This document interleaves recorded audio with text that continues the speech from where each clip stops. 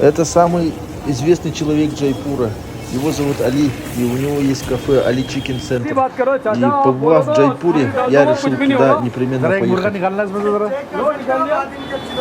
Да, вот индийский железный человек, он вытаскивает, смотрите,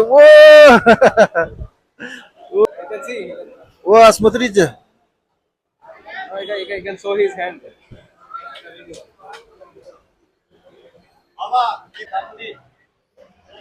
Ему устраивается целая очередь. Он здесь устраивает шоу. Если даже физиологически, да, подумать, у него даже кожа не облезла. Кожа не облезает.